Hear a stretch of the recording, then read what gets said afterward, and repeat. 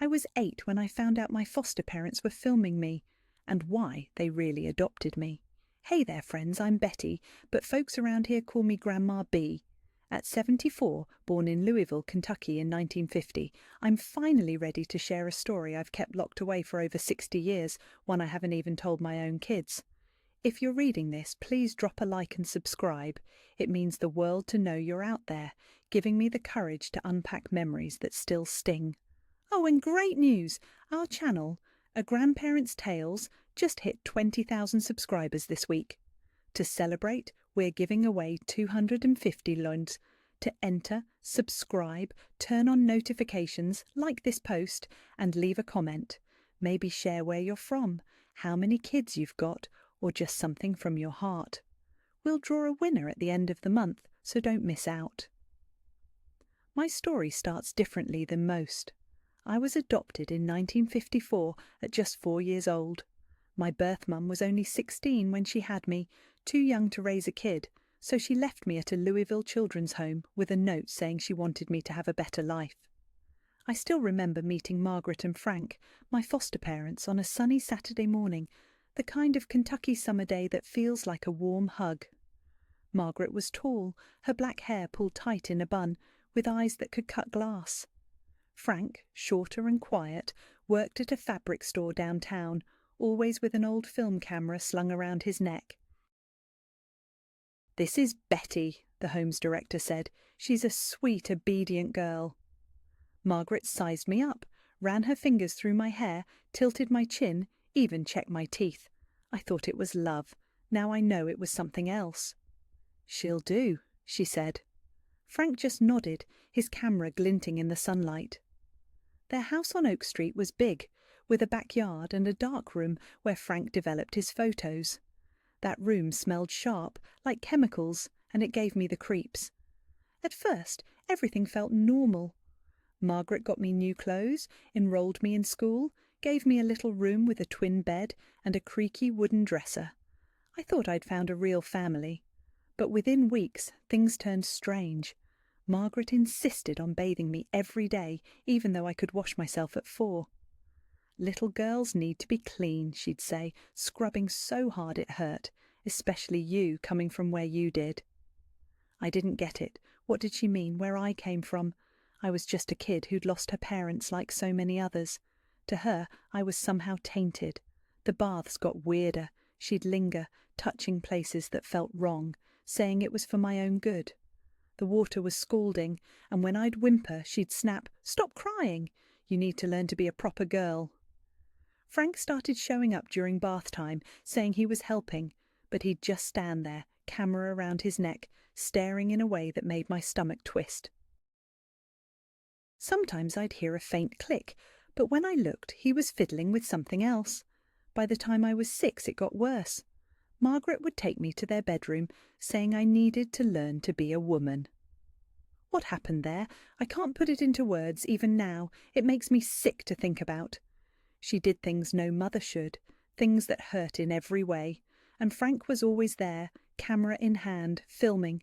I'd hear the soft whir of the film rolling.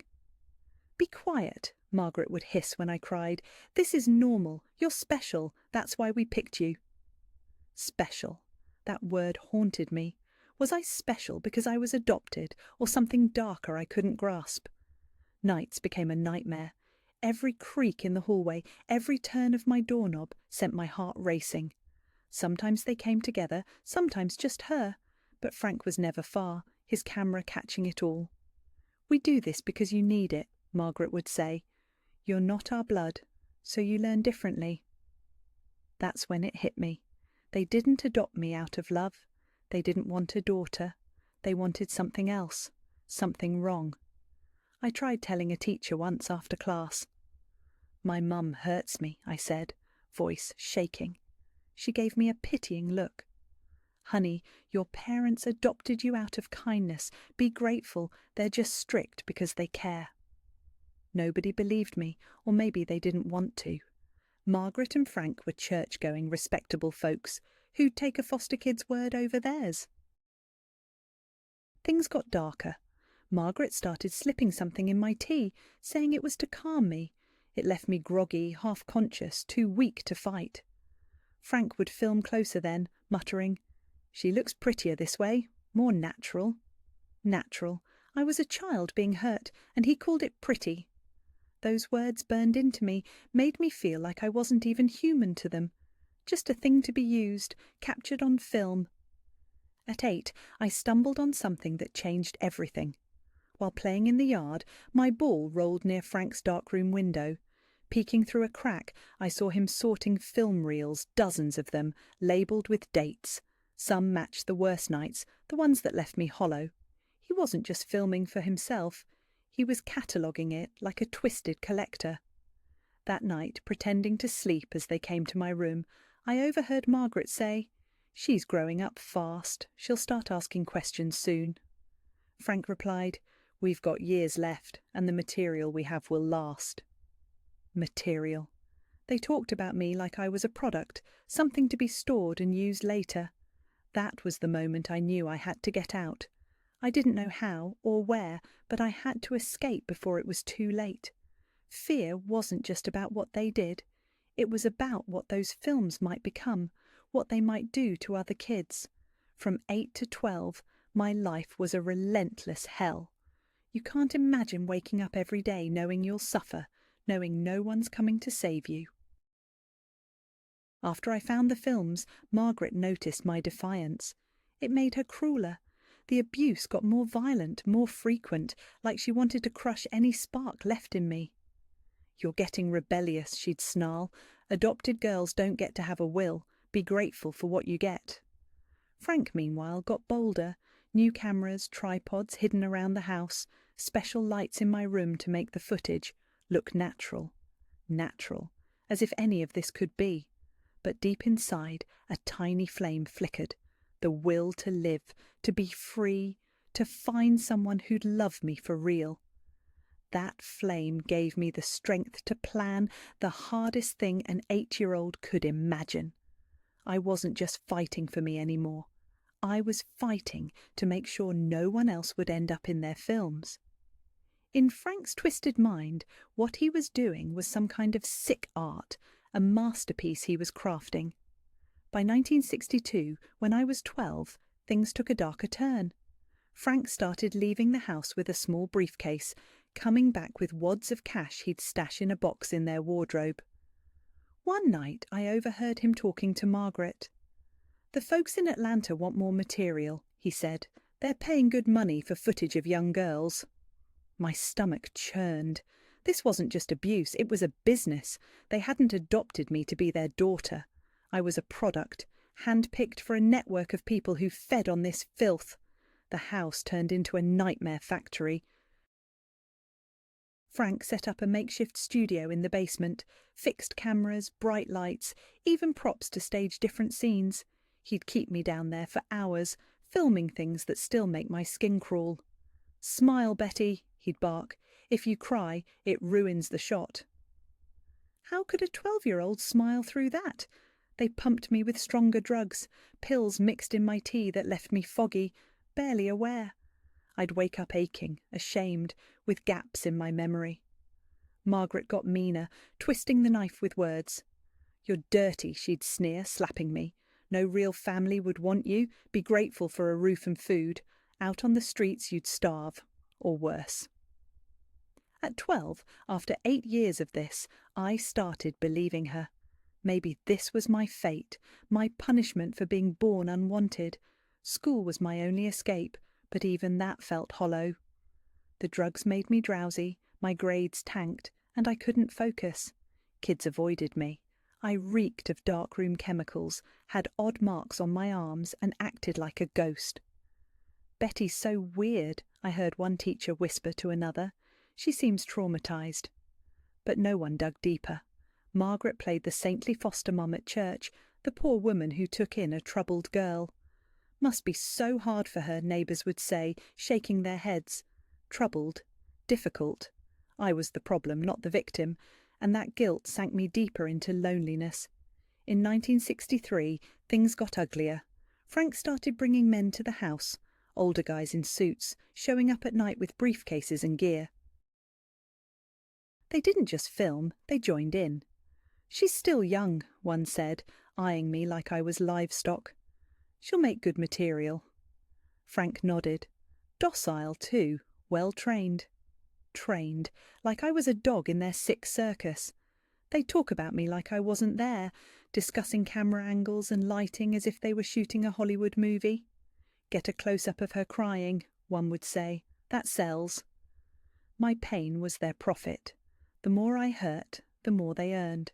I started thinking about ending it all, just to stop the suffering. But I was scared. Would God let a dirty girl like me into heaven?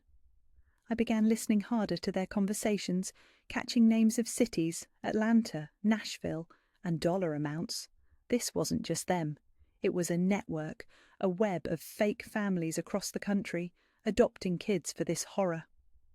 "The Nashville girl's a hit," Frank said on the phone one night. "Blonde, big seller." Another kid suffering like me. How many were out there? In 1964, at 14, my body started changing, and Margaret turned vicious. "You're getting too old," she'd spit. "Older girls don't sell as well. We've got to milk you while you still look young." The abuse ramped up, more brutal, more frequent, like they were racing a clock. But her words sparked an idea. If I was too old, maybe they'd watch me less closely. Maybe I could slip away. I started studying their routines, when they left, where they kept keys. I played the part of the obedient girl, keeping my head down to lower their guard. One day, while they were out, I rummaged through their wardrobe and found a box of letters. They were business deals. Dates, prices, descriptions of me like I was a catalogue item. Betty, 12, petite, good for close-ups. My hands shook reading it. But one letter stopped me cold. It was Margaret complaining about her brother Joe in Lexington. "He keeps asking about the girl, says we're too hard on her. Good thing he's 80 miles away." Lexington. Uncle Joe cared. He thought they were wrong. For the first time in years, a spark of hope flickered. I memorized Joe's address like it was my lifeline. I studied bus schedules, pocketed spare change from their coats, planned every step. I knew I'd get one shot. If I failed, they might kill me. But anything was better than staying their puppet. At 15, in 1965, I found my chance. After a night of heavy drinking, Frank left the key to his darkroom on the kitchen table. Heart pounding, I opened the door. Inside was a library of horror, hundreds of film cans, neatly labelled. Betty, 4, first session. Betty, 8, Nashville client. Betty, 12, double session. Each one was a piece of my stolen childhood. Then I saw the worst. Cans with other names. Mary, 6, new acquisition. Other kids trapped like me. That discovery lit a fire in me. It wasn't just about escaping anymore. It was about stopping them. My childhood was gone, my innocence shredded, but that tiny flame of hope burned brighter. At 15, after a decade of hell, I was ready to fight for my freedom, no matter the cost. In that dark room, I found more than my own pain. Film cans labelled with other names. Joseph, 9, preferred client. Anna, 7, first session, stared back at me. It wasn't just me. Frank and Margaret were part of a sprawling network, a machine of misery stretching across the South. I found notebooks too, filled with cold calculations, dollar amounts, delivery dates, client names, thousands per film, special orders for curly-haired girls, or boys 8 to 10, even international clients in Canada paying extra for untouched kids.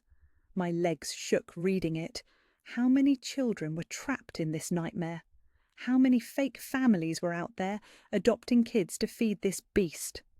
Then, in a locked drawer I pried open with a hairpin, I found a folder about my adoption. My birth mom hadn't abandoned me out of choice. She'd been tricked. Margaret had approached her pregnant and desperate at 16, promising me a better life. A letter from Margaret to a client chilled me. The girl has the ideal profile, curly hair, big eyes, fair skin. She'll yield quality material.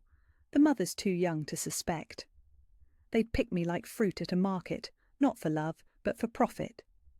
Sitting on that cold, dark room floor, surrounded by a decade of horror, something in me shifted. Fear and anger hardened into a steely resolve. They'd used me, sold me, broken me, but they wouldn't destroy me. I grabbed a small camera from a drawer and, hands shaking, snapped photos of the documents, the ledgers, the film labels. I didn't know much about cameras, but I knew this evidence could matter someday. For weeks I watched Frank and Margaret like a hawk. Frank sorted film cans, prepping deliveries, talking in code on the phone. Margaret counted cash, planned special sessions, and mused about renewing stock. "Betty's getting old," I overheard her say. "We need new material. Any leads on children's homes?" New material. Another kid to shatter. I couldn't let that happen. Escaping wasn't enough anymore. I had to burn their operation to the ground. My plan was risky but clear. Once a month they'd drive to Nashville for client meetings, leaving me locked in the house. I'd slip sleeping pills into their bedtime water, destroy their films and equipment while they slept, grab the cash and run to Uncle Joe in Lexington. I started stealing pills from the pharmacy where Margaret got my calming drugs, faking illnesses to get her to buy more while I pocketed extras. In May 1965, my chance came. Frank got a late call, an urgent client meeting in Nashville. They'd be gone overnight. "Stay put," Margaret warned, locking every door. "If you try to run, the neighbours will drag you back and you'll regret it." I waited until their car's rumble faded, then got to work. In the darkroom, I smashed film cans, burned documents, wrecked cameras. Each destroyed reel felt like saving a piece of someone's childhood, maybe Joseph's, maybe Anna's. I found a list of network contacts, addresses of suppliers, clients, even respected names, politicians, businessmen, a pastor. This web was bigger than I'd imagined. I stuffed the list in my bag. One day I'd make them all pay. I took the cash, thousands hidden in drawers and boxes. It wasn't stealing, it was mine, paid for with my pain. In the kitchen, I mixed a heavy dose of sleeping pills into their water jug. I didn't want them dead, just awake to see their empire in ruins, to feel the despair they'd fed me for years. I left a letter on the table, spilling everything. Their crimes, their clients, their network. Even if they burned it, someone would find it later. Around midnight, I heard their car pull up. My heart pounded, but I stayed calm, slipping upstairs to fake sleep. They shuffled in, griping about the heat, pouring water from the jug. I heard glasses clink, chairs scrape, then silence. I waited 2 hours, creeping downstairs to find them slumped in the kitchen. Margaret's head on the table, Frank sprawled in his chair. I grabbed my suitcase, packed with clothes, cash, and those photos of their records.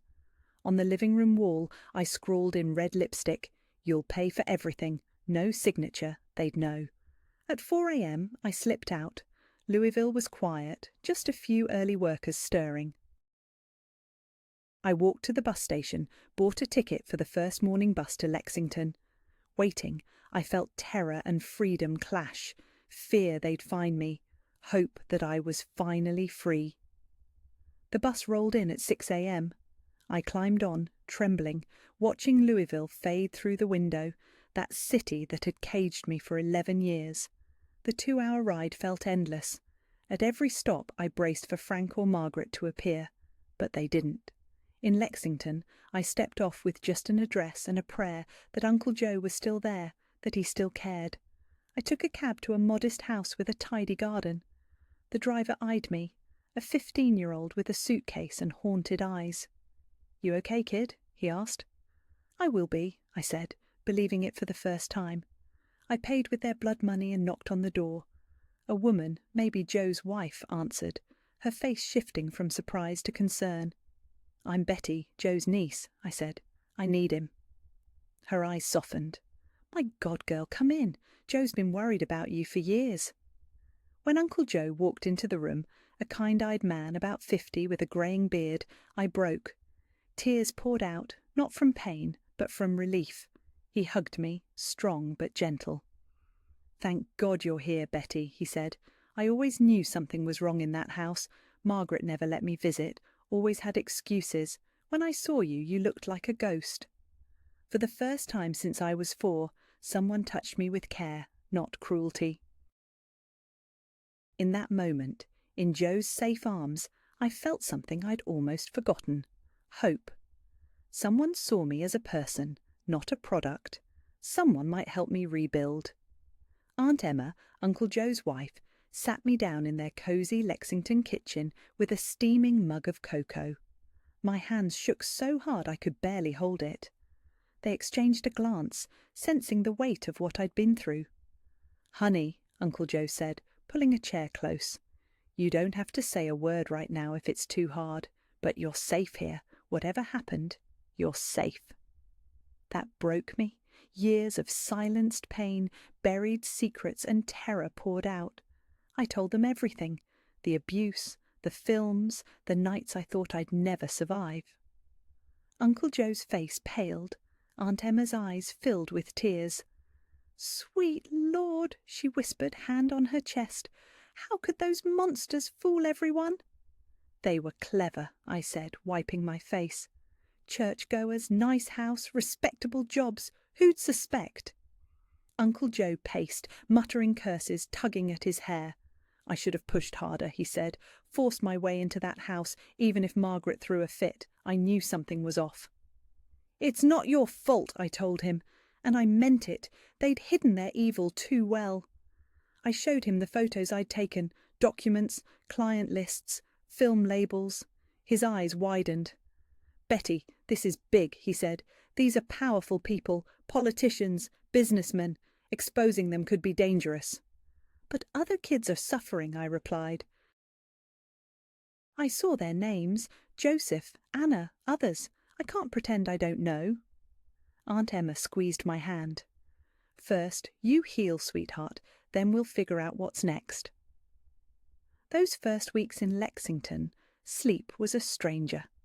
I'd wake up soaked in sweat, hearing Frank's voice in the dark. Aunt Emma would sit by my bed, soothing me until I drifted off. "Your body's still learning it's safe," she'd say. "Give it time and love, honey. It'll come." Uncle Joe ran a small printing shop and got me a part-time gig sorting papers. Simple work that kept my mind busy and made me feel useful, not used. A week in, Joe came home looking grim. "Betty, Margaret called today, says you ran away, that she's worried and wants you back." My blood ran cold. "What did you say?" "Told her you're fine staying here. She was furious, threatened to come get you, said she's got legal rights." Legal rights, like I was their property. "She can't take me, can she?" I asked, panic rising. Joe's jaw tightened. "She can try, but I'll tell the whole town what you told me if she shows up. I'll shout it from the rooftops." For days I jumped at every car horn, every knock. But weeks passed, and they didn't come. "They're scared," Joe said. "You vanishing the same night their lab got wrecked. They know you've got dirt on them." Slowly, I settled into a new rhythm. Aunt Emma taught me to cook and sew, small joys I'd never known. "You need schooling," she insisted. "A bright girl like you can't go without." They enrolled me in night classes for working teens. I was behind, my mind still foggy from trauma, but bit by bit I caught up. In 1966, a year after my escape, Joe came home with a Louisville newspaper, his face serious. "Betty, look at this!" The headline screamed, "Couple arrested in child exploitation crackdown." My heart raced. Frank and Margaret were in custody after a federal sting uncovered their films. The network was crumbling, other members rounded up. "How'd they find out?" I asked, trembling.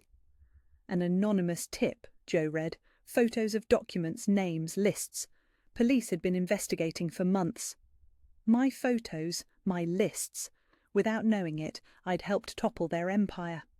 "They're asking victims to testify," Joe said. Aunt Emma touched my arm. "You don't have to, Betty. You've done enough."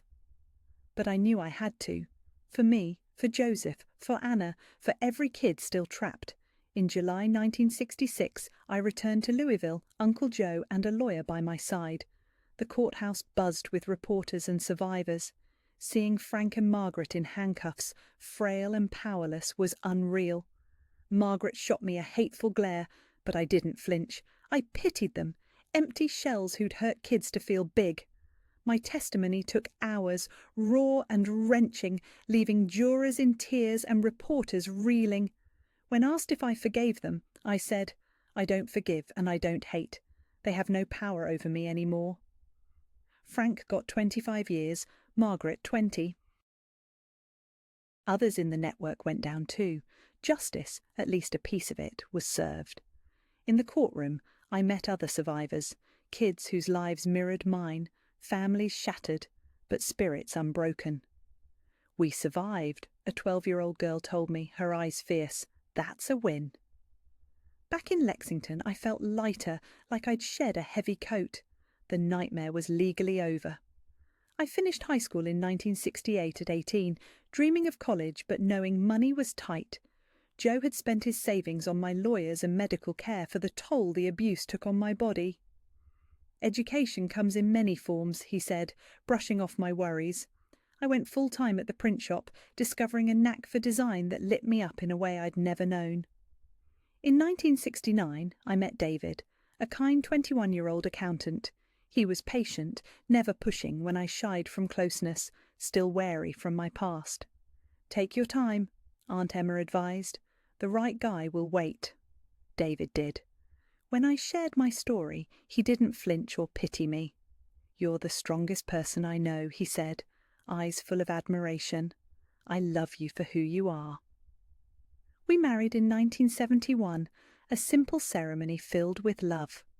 Uncle Joe walked me down the aisle, whispering, "Your birth mum would be so proud of the woman you've become." I thought about her often, wondering if she was out there, if she ever thought of me. Someday I'd try to find her, but for now I was building a future. David and I had 3 kids, Sarah in 1973, Michael in 1975, Lisa in 1978. Each birth felt like a miracle, proof my body could create life, not just endure pain. I became the mum I never had. Protective but not stifling, firm but loving. When Sarah turned 8, the age I was when I found the films, I watched her play in the yard, so free, so safe, and my heart swelled. I'd broken the cycle. "No one will ever hurt you," I promised them. I taught them about boundaries, consent, the line between love and harm, building a shield no one could break. Uncle Joe and Aunt Emma were the best grandparents, showing me family isn't just blood, it's choice, care, love. Frank died in prison in 1978, killed in a brawl. Margaret was released in 1985, sick and broken, and tried to contact me once. I refused. She died alone in 1990. I felt nothing. No joy, no pain. They were ghosts, irrelevant to the life I'd built. Now, at 74, I've got 7 grandkids and 3 great-grandkids, a life brimming with love.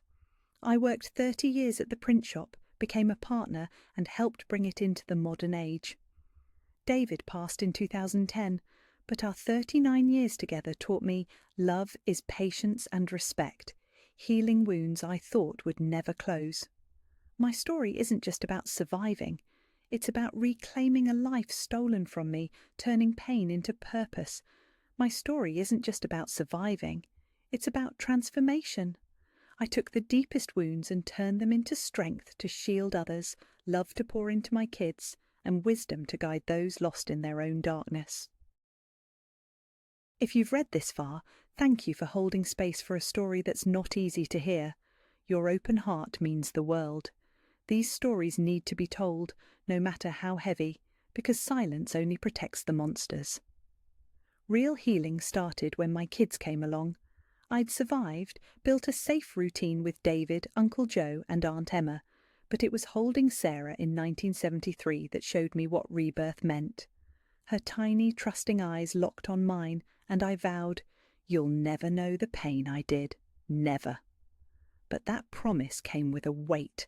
How do you raise whole kids when you were broken so young? How do you teach love when you learned fear? Trust when betrayal shaped your childhood? Early on I was a mess. Panic attacks, checking Sarah's breathing 10 times a night, seeing danger in every shadow. David found me crying one night and said gently, "Betty, you need help. You can't carry this alone." That's when I started therapy with Dr. Roberts, a Lexington psychiatrist who knew trauma. I fought it at first. Why dig up the past? "It's not gone," he'd say. "It's shaping how you mother, how you love, how you live." It took 2 years to see he was right. My fear was tainting Sarah's childhood, straining my marriage, stealing my present. Therapy hurt, like lancing an old wound, but it freed me. Dr. Roberts taught me that trauma doesn't make you a victim forever. It leaves scars that tell a story of survival, not defeat. "You're not what they did," he'd say. "You're what you do next." I chose to live, to love, to be a mum, a wife, a worker. I chose to turn pain into purpose. By the time Michael arrived in 1975, I was steadier, protective, not paranoid. With Lisa in 1978, I felt whole. I could play without fear, trust others with her, teach safety without spreading terror. When Sarah, at 6, asked, "Mum, why do you always talk about private parts?" I took a breath. "Because your body's yours," I said. "Only you decide who touches it. If anyone tries, you scream, run, tell me or Dad, especially if it's someone you know." I taught them consent early, that no secret stays hidden between kids and adults, that they could always come to me, no fear, no shame. At the print shop, I became a quiet anchor for women in pain, listening, advising, without sharing my full story. "Mrs. Betty gets us," they'd say, and that was enough. In 1985, when Lisa was 7, a Louisville social worker tracked me down. "We know your story from the trial," she said.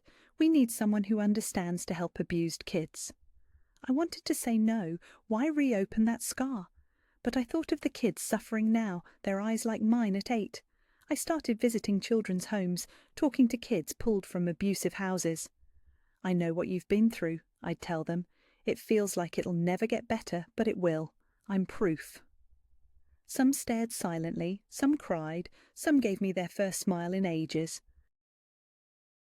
Each one was a tiny victory against the evil that tried to break me. In 1987, I co-founded the Phoenix Institute, an NGO for kids who'd survived sexual abuse. We started in my living room, then got donations for a real office. "Why Phoenix?" a reporter asked at our opening. "Because we die as victims and rise as survivors," I said. Helping those kids was my silent revenge on Frank and Margaret. They tried to destroy me, but I was saving others. We built programs, trained staff, set up care systems. In 5 years, we helped over 200 kids and families. "You're a national name now," Uncle Joe said, waving a DC magazine article about us. The girl who felt worthless at 8 was giving talks, shaping child protection policies, becoming a voice. At 40, in 1990, I enrolled in college for psychology, hungry to understand my own resilience. Balancing family, the print shop, the institute and studies was brutal, but every lesson was a tool to help others. My thesis on trauma survivors used my story as a case study. "This could help thousands," my advisor said. "Ever thought of a book?" The idea terrified me, baring my soul to the world. But in 1995, I published Rising from the Ashes, a journey of survival and overcoming. It became a go-to for universities and training programs. I travelled the US, speaking on resilience, showing trauma doesn't have to win. "How do you forgive?" people asked. "I didn't forgive to free them," I'd say. "I forgave to free me." It's about my peace, not their sins. At 50 in 2000, I took stock. 3 grown kids, grandkids on the way, a 30-year marriage, a career I loved, an institute that had helped over 1,000 kids. "God took a broken girl and made a warrior," Aunt Emma, frail but fierce, told me. Warrior. That word hit deep. My grandkids started arriving in the early 2000s, playing in my yard, safe, loved, free. "Grandma B, tell a story," they'd beg. I'd spin tales of brave girls slaying dragons, woven from my own journey. In 2005, Kentucky named me an honorary citizen for my child protection work. At the ceremony, I told the crowd, 40 years ago, I didn't think I deserved to live. Today, I'm a mum, grandma, advocate. If I can do it, anyone can. Don't give up on you. The applause lasted 5 minutes, and my tears were pure gratitude. David passed in 2010, after 39 years of love that taught me trust and healed old wounds. "You'll be okay," he whispered in his final days.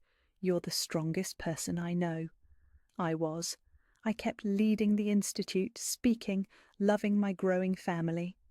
Sarah became a teacher, Michael an engineer, Lisa a psychologist, inspired by my healing. "You broke the cycle, Mum," Lisa said at her graduation. "You saved our whole family." In 2015, I retired from the Institute but stayed on as a volunteer, craving time with grandkids and a bit of rest. My great-granddaughter Emily, 15 and phone-obsessed, changed everything. "Grandma B, you should share your story online," she said. "People need it." I laughed, a 70-year-old on the internet. But she showed me Grandparents' Tales, a channel of real stories from folks like me, tales of poverty, violence, loss and triumph. "It could help more people," she urged. My kids and therapist agreed. Telling my story publicly could be the final piece of my healing. So here I am, at 74, nervous but ready, sharing my journey with you. Before I go, a reminder, we're giving away $250 to celebrate Grandparents' Tales hitting 20,000 subscribers. Subscribe, turn on notifications, like this post, and comment something from your heart. Maybe where you're from, how many kids you've got. The drawing's at month's end. I've learned we're stronger than we know. Trauma isn't a dead end. It's a steep hill, climbable with help, time and grit. Your scars can fuel healing for others. Family isn't just blood. It's who chooses to love you, like Joe and Emma did for me. The best revenge against those who hurt us. Living fully, loving deeply, chasing dreams. Every joyful day is a win against the darkness. If you're hurting, you're stronger than you think. That 15-year-old who fled at dawn is now a great-grandma to 3 angels, a mentor to hundreds, an author, a speaker. My proudest victory? My kids grew up loved, safe, free. Evil tried to break me at 4, but I was reborn at 15, and I'm reborn every day. It's not easy, it hurts, but it's possible. If I did it, you can too. Seek help. Be kind to yourself. Use pain as fuel, not chains. Life's too precious to let abusers steal it. Live, love, be happy. That's our triumph. Thank you, dear ones, for reading my story. You're part of my healing, my miracle of standing whole to tell it. Subscribe to Grandparents' Tales, leave a like, share your story in the comments. Together, we're unstoppable, showing the world no trauma can outshine our power to rise. A kiss to your heart, and I'll see you in the next story. This Grandma B's